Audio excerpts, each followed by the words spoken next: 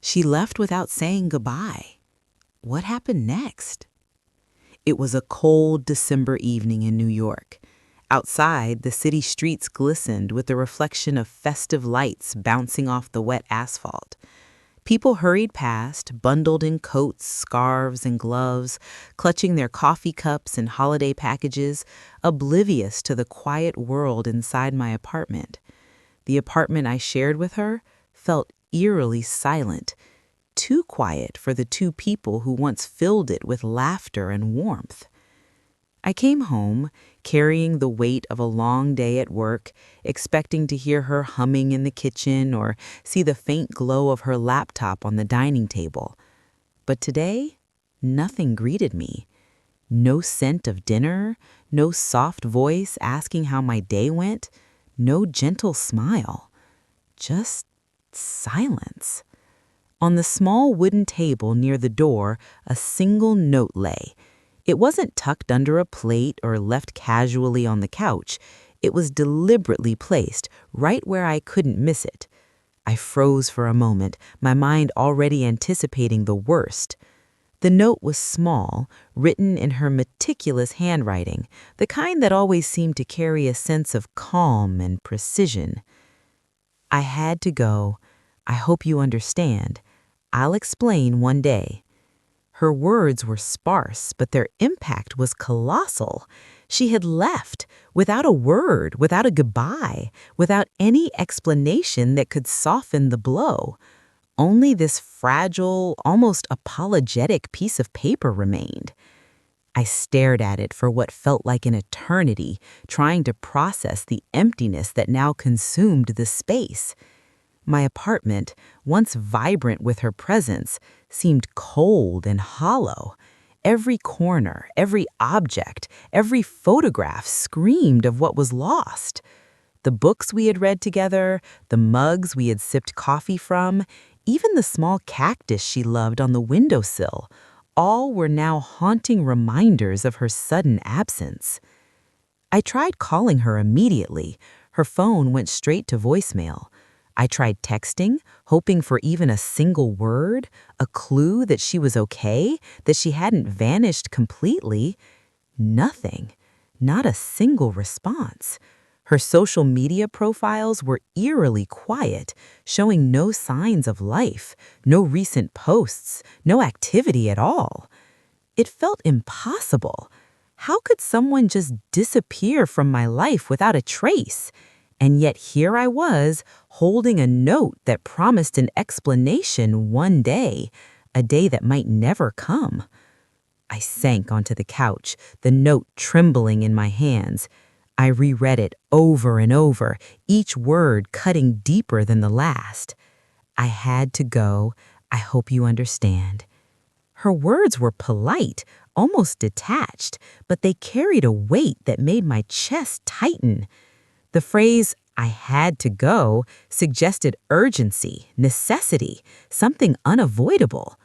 But what could have been so urgent that it demanded she leave without saying a proper goodbye? I glanced around the apartment, as if the answer might be hiding in plain sight. Her belongings were untouched, perfectly in place, as if she might walk through the door any second.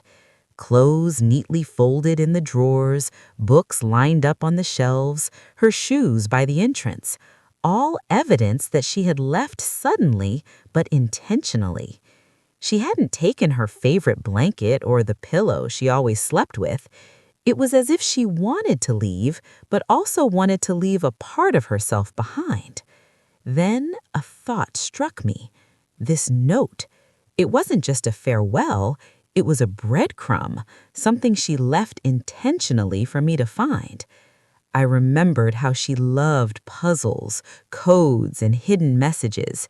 She had always been fascinated by the idea of leaving subtle hints, little secrets only the attentive could notice. Could this note be more than mere words? Was there something hidden within, a clue about why she had gone or where she was now? I unfolded the note carefully, examining every detail. The way the paper was folded, the slight indentation of the pen strokes, the alignment of the text. Everything seemed deliberate. Maybe she wanted me to find her, or maybe she wanted me to understand something about her decision before she even explained. For hours, I sat there, thinking, analyzing, and replaying every memory we had shared. The arguments, the laughter, the quiet nights in, the long walks in the park.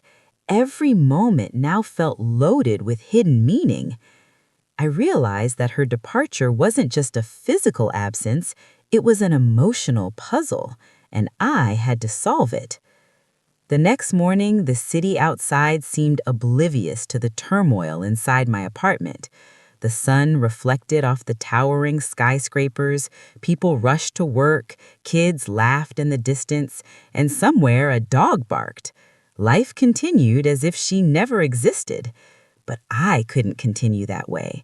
I couldn't sit and wait, paralyzed by confusion and heartbreak. I packed a small bag with essentials, grabbed the note, and decided I would start searching. I didn't know where to begin. There were no clues, no location, no friends who had heard from her. It felt like searching for a needle in a haystack, but I couldn't ignore the pull of hope. I revisited the places we used to go together. The small coffee shop around the corner, the park where we had our first picnic, the bookstore where we spent hours browsing. Each location was familiar, yet now felt strange, like echoes of a life that had abruptly ended.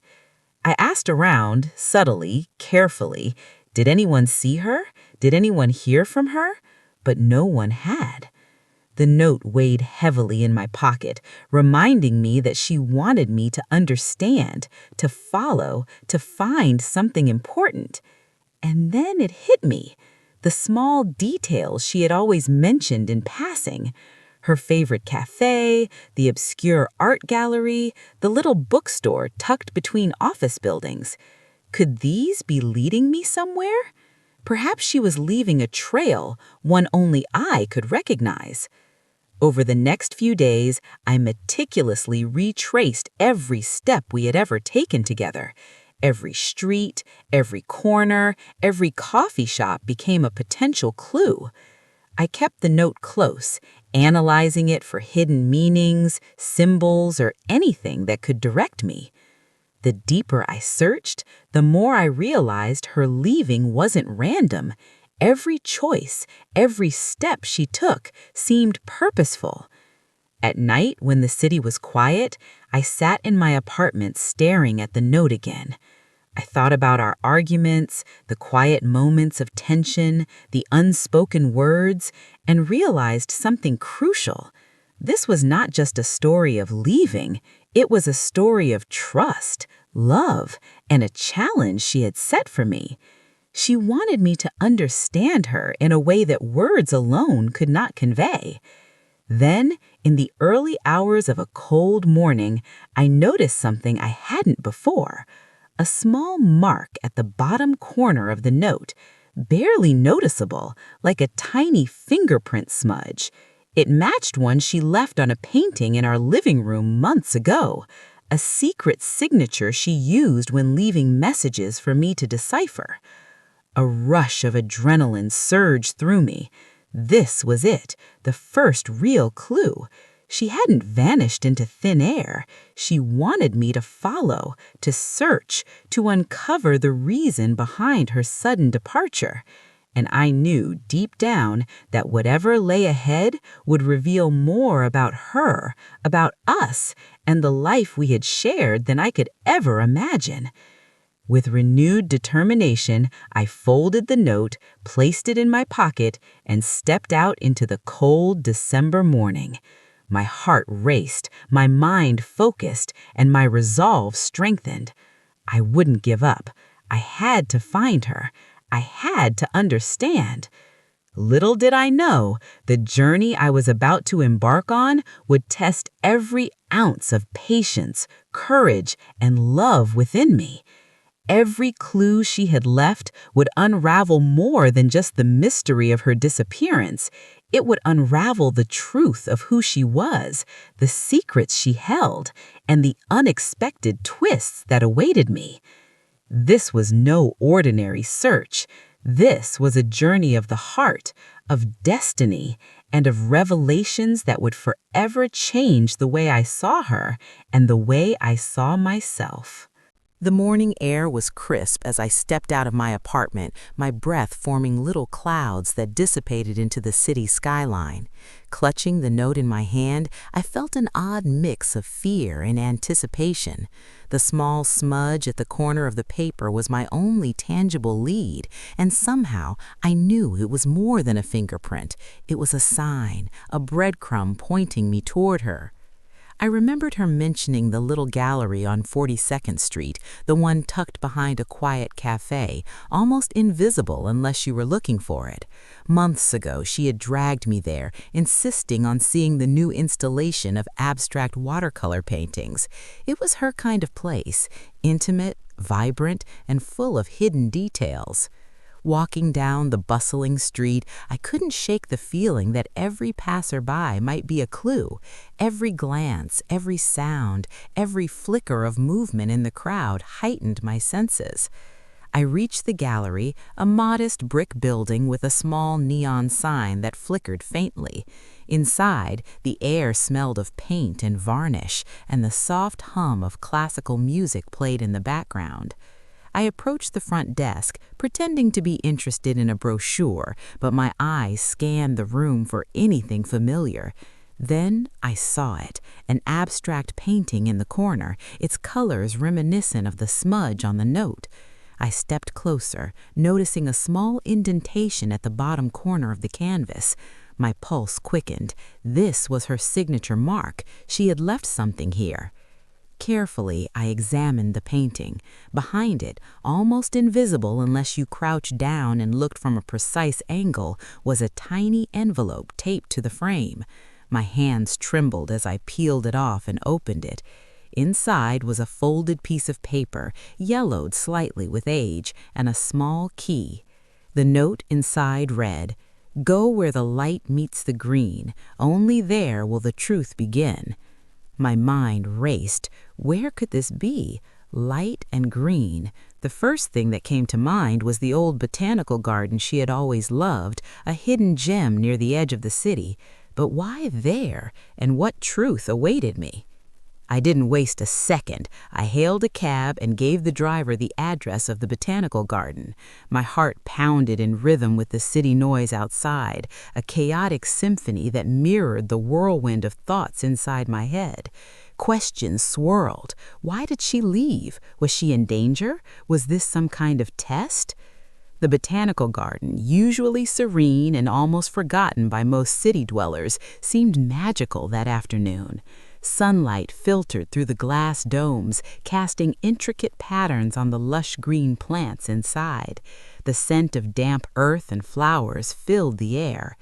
I walked slowly, scanning every corner, looking for signs, anything that could be hers. Then I saw it, a small, unassuming bench tucked behind a cluster of ferns. On it lay a tiny envelope, identical in size and style to the one at the gallery. My hands shook as I picked it up. The note inside contained a single line: "Trust your instincts. Follow the sound of laughter where it echoes least." It was cryptic, as always. She had a penchant for riddles, for turning every step into a challenge. But something inside me clicked. The garden wasn't just a place to admire plants, it was a memory lane. She had mentioned laughing there late one evening, hiding from the cold, wrapped in scarves and sweaters, telling stories until the stars appeared. I walked further, listening to the faint echoes of distant children playing in the adjoining park outside the garden. Then it struck me. The echoes were bouncing off a small, rarely used pavilion. I approached cautiously. There, hidden beneath the table, was another envelope, this one with a photograph attached. The photo showed the two of us, laughing, sitting on the edge of a fountain she adored. But something was different. In the background, a faint silhouette of a figure seemed to be watching us. I didn't recognize it immediately, but the positioning of the photo suggested she wanted me to notice. Inside the envelope was another piece of paper. "Look where stories end and letters sleep. You'll find me there." The cryptic nature of her messages was maddening yet thrilling. Each clue was a step closer, yet deeper into a labyrinth of memories and secrets. I realized then that she wasn't just hiding physically, she was leading me on a journey not just to find her, but to understand the layers of her heart, her fears, and the unspoken truths between us. As I followed her trail, I couldn't help but recall the moments before she left, the subtle changes in her behavior, the nights she stayed up staring at the ceiling, the moments of silence that seemed heavier than words. I wondered if I had missed something, if there were signs I overlooked. The city seemed both alive and distant as I pieced together the fragments of her path. Everywhere I went, memories haunted me. The cafe where she ordered her favorite caramel latte, the bookstore where she lingered among poetry books, the park where she always ran her fingers along the railings of the bridge. Each place now carried a dual meaning, one of joy, one of heartbreak. And yet, despite the confusion and the heartbreak, a part of me felt exhilarated. This wasn't just a search, it was an adventure. Each cryptic note, each hidden envelope, each photograph was a testament to her intelligence, creativity, and the depth of her mind. I realized that this journey was her way of connecting with me even in absence.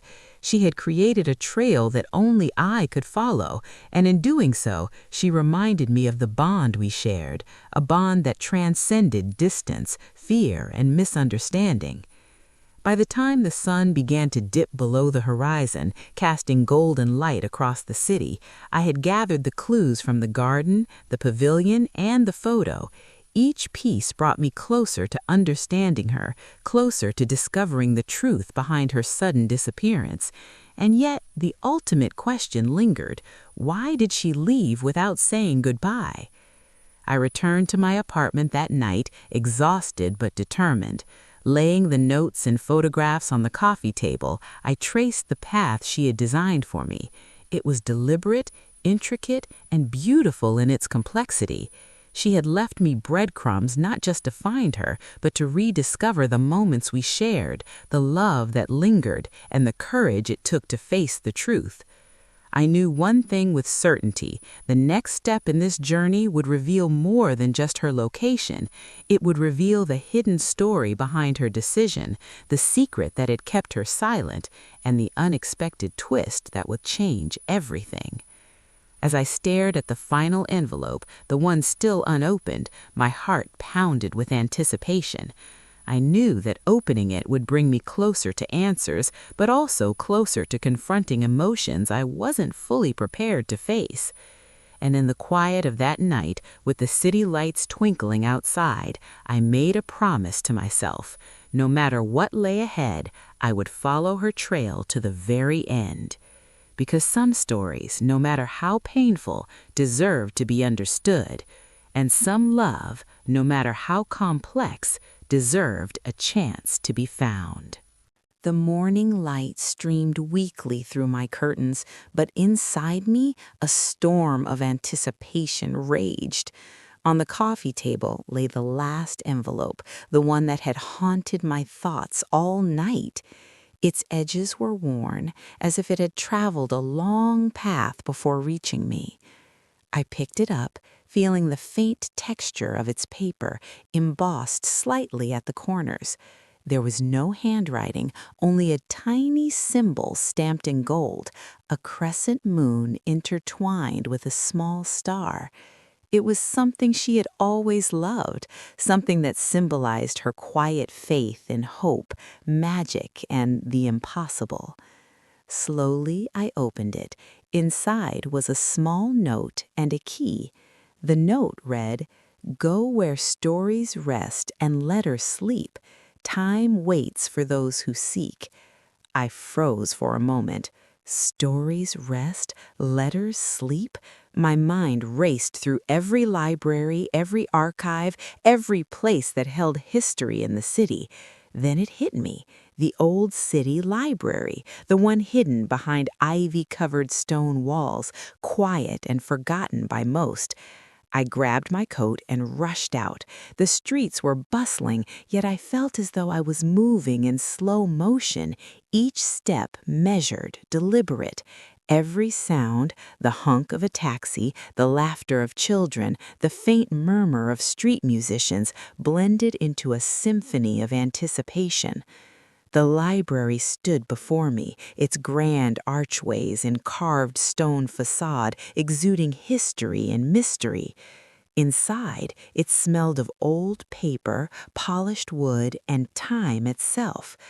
I wandered through rows of towering shelves, scanning for anything unusual, anything that could be hers.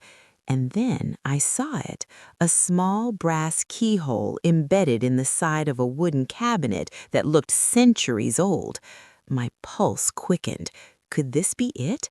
I slid the key into the lock, and it turned with a satisfying click. Inside was a drawer, and in it, a journal. Her journal. My heart pounded as I opened it, revealing pages filled with her thoughts, her fears, and her reasons for leaving. I had to leave, one entry began, not because I wanted to, but because I needed to protect him, to protect us, and to find myself. I hope he can understand one day. I sank to the floor, reading through page after page, tears blurring my vision. Each word was a window into her heart, each sentence a revelation of pain, love, and courage. She had left clues, yes, but more importantly, she had left her story for me to find, to understand, to follow. Hours passed as I absorbed the journal, tracing her steps, understanding her choices. She had left not out of malice, but out of love, love so deep it scared her into silence, love so protective it demanded sacrifice. A final entry caught my eye. Meet me where the water reflects the sky. Only there can we speak freely without fear. The lake, the small hidden lake she had discovered years ago, tucked away from the city's chaos. I didn't hesitate. The cab ride felt like minutes in eternity, and when I arrived, the sight of the sun reflecting on the calm water took my breath away. There she was, standing at the edge, the wind catching her hair, her eyes scanning the horizon as if she had expected me. She turned and our eyes met. Words failed us. Months of confusion, pain, longing, and unanswered questions, all compressed into a single moment. I approached slowly. She didn't speak, and I didn't need her to. I simply held out my hand, and she took it. The journal, the notes, the keys, the puzzles, they all led to this point. The physical journey had ended, but the emotional journey, the understanding, the forgiveness, the reconnection was just beginning. She smiled, a soft, fragile smile that spoke of relief, trust, and hope.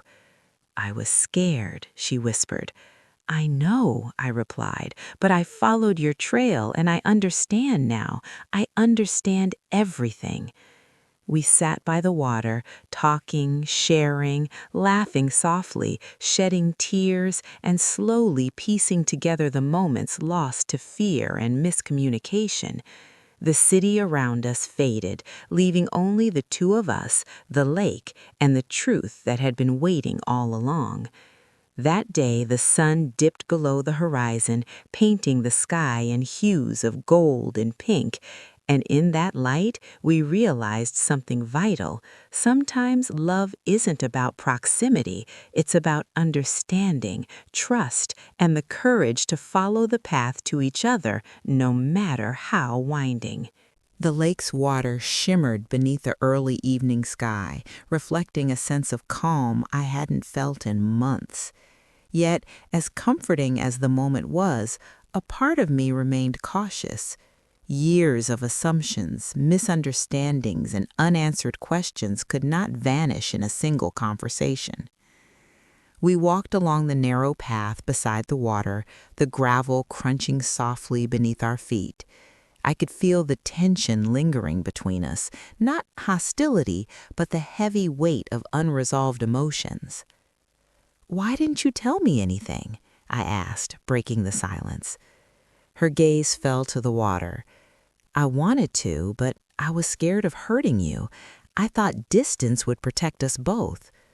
I nodded slowly, understanding dawning with every word. I should have known. I should have reached out instead of letting assumptions guide me. We sat down on a bench facing the lake, the sun dipping low behind the distant trees. She pulled out the journal again, this time to show me entries I hadn't read before. Stories of her fears, her dreams, and even mundane daily thoughts, each one a piece of her world she had shielded from me.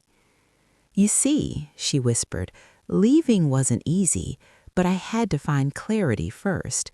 I had to face my own doubts before coming back to you." Her voice trembled slightly, a mixture of relief and vulnerability. I reached out, taking her hand gently, feeling the warmth and the truth in that simple touch. "I understand now," I said softly, "and I'm here. I waited, yes, but now I want to move forward together."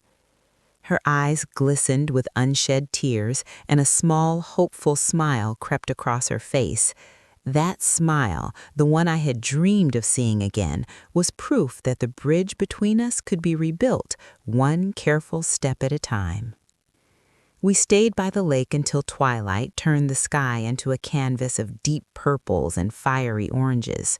But the world beyond our secluded haven was waiting, filled with responsibilities, expectations, and challenges we could no longer ignore. "We can't hide forever," I said, glancing toward the distant city lights. "Life goes on, and so do we." She nodded, understanding the unspoken truth. Our reunion was not just about finding each other. It was about stepping back into the world with the lessons we had learned, the trust we had rebuilt, and the love that had survived despite everything. As we walked back toward the main road, her hand in mine, we noticed the city around us, the familiar streets, the warm glow of streetlights, the distant hum of traffic. Everything seemed the same, yet profoundly different. The ordinary had transformed into something extraordinary simply because we faced it together. "Promise me something," she said suddenly, stopping under a lamppost. "No more running, no more silence. Whatever comes, we face it together." "I promise," I replied, squeezing her hand firmly. The weight of our past seemed to lift slightly with that vow, leaving room for hope, laughter, and new memories. We took a cab home, silently observing the city passing by. Each street corner, each familiar building seemed to whisper reminders of our journey, the distance, the pain, and ultimately the reunion that made everything worth it. By the time we reached her apartment, the night had fully settled in. Yet inside us, a quiet warmth lingered, fueled by the courage to face the unknown, the humility to forgive, and the willingness to rebuild what had once been broken. Even as we closed the door behind us, the world outside continued, unaware of the tiny miracle that had just occurred in a quiet corner of the city. And perhaps that was exactly how it should be. Ordinary life carrying on, while extraordinary hearts quietly healed. The morning sun streamed softly through the half-open curtains, dust particles dancing like tiny golden sparks in the warm light. It was a quiet day, a rare moment where the world seemed to pause, giving us the time to simply be. We sat across from each other at the small breakfast table, mugs of coffee steaming between our hands. The aroma of roasted beans mingled with the faint scent of fresh pastries, creating a cozy bubble of normalcy that had been missing for months. "I can't believe we're finally here," she whispered, her eyes tracing the patterns on the cup in front of her. "After all that's happened, it feels unreal." I smiled softly, reaching across the table to gently hold her hand. It's real. Every moment we have now is real, and we'll make the most of it. We spent the morning talking, really talking, about everything that had been left unsaid. Childhood memories, dreams we had abandoned, fears we had ignored. Each word was a thread, slowly weaving a stronger connection than before. Later, we took a walk through the nearby park.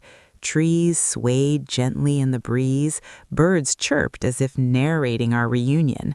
For the first time in months, the silence between us wasn't heavy. It was peaceful, comfortable, a shared understanding without the need for words. "Do you remember the old cafe on Maple Street?" I asked, a spark of mischief in my voice. She laughed, a sound that always felt like home. "Of course, you spilled coffee on me that day." "And I've been trying to make it up to you ever since," I teased. Her laughter lingered in the crisp air, and for a fleeting moment, the past's shadows seemed to vanish completely. Even as the day unfolded beautifully, there were tiny ripples beneath the surface, small misunderstandings, unspoken worries, and lingering doubts had not completely disappeared. They had simply taken on subtler forms. Later in the afternoon, she received a phone call. I could see the tension in her brow as she listened quietly. When she ended the call, she forced a smile. "It's nothing, just some family issues." But I sensed more, an unspoken worry she wasn't ready to share yet. "You know you can tell me anything, right?" I asked cautiously. She nodded, but hesitated. "I know, I just don't want to burden you." I reached out, brushing a strand of hair from her face. "You could never burden me.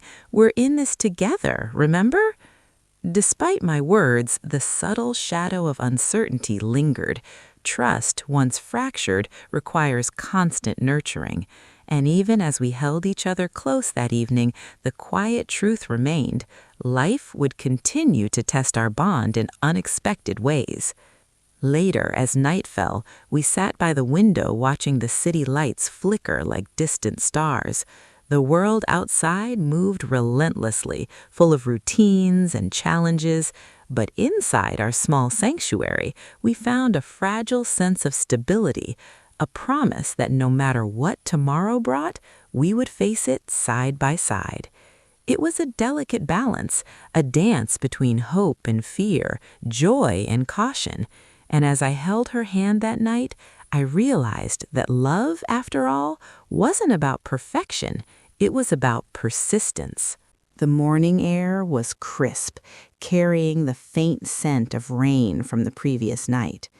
We met at the small cafe we had once visited as friends, a place that had witnessed countless moments of laughter and quiet reflection. Today, though, the weight of unspoken emotions hung heavily between us. "I've been thinking a lot," she began, her voice trembling slightly, "about why I left, about everything I didn't say." I nodded, silently encouraging her to continue. "I was scared," she admitted, her fingers tracing the rim of her coffee cup. "Scared of losing myself, scared of hurting you, scared of the unknown." I reached across the table, gently holding her hands. "I wish you had told me. We could have faced it together." She looked up, tears glimmering in her eyes. "I know. I realize that now. Running away didn't fix anything. It just made the distance worse." For the first time since she had left, the truth laid itself bare. Words, raw and honest, filled the space between us. Every regret, every missed moment was acknowledged. It was painful, yet strangely liberating. We walked through the quiet streets afterward, side by side, speaking softly. Each step seemed to erase the distance that had grown over months, replacing it with understanding and renewed connection. "I want to come back," she whispered, "to really be here, fully, without fear." "Then stay," I replied simply. We'll rebuild together. There was no grand gesture, no dramatic declaration, just two people confronting their past and choosing to face the future side by side. Days turned into weeks. We began to rebuild not just our relationship, but also our trust. Simple routines, cooking together, late-night conversations, shared laughter, became the pillars of our renewed connection. One evening, as the golden sunset bathed the city in warmth, she surprised me with a small gift. Wrapped carefully in brown paper, tied with a simple ribbon, it was modest, yet carried immense meaning. "What's this?" I asked, curiosity mixing with anticipation. "A symbol," she replied softly, "of everything we've learned, of forgiveness, love, and second chances." Inside, I found a handwritten letter, words flowing with honesty and emotion.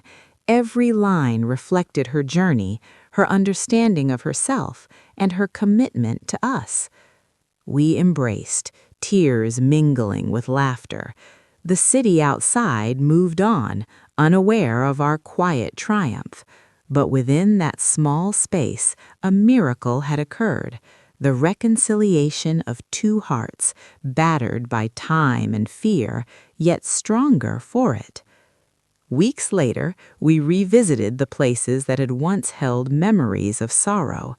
The park where we had walked, the cafe where we had spoken our truths, the streets that had witnessed our first steps apart and our first steps back together. Each location was no longer a reminder of loss, but a testament to resilience and love. "Do you remember the first day we met?" she asked, smiling through tears. "How could I forget? It feels like yesterday and a lifetime ago all at once." We laughed softly, the kind of laughter that heals old wounds. Life had tested us, pushed us to our limits, yet here we are, stronger, more understanding, and ready to face whatever came next. And as we walked hand in hand into the evening glow, I realized something profound. Sometimes leaving isn't the end. Sometimes it's the beginning of a deeper connection, a more authentic love. And sometimes miracles don't happen with grand gestures. They happen quietly, in the patience, the understanding, and the courage to come back. Our story had found its closure, not in perfection, but in perseverance, forgiveness, and the unwavering choice to stay together.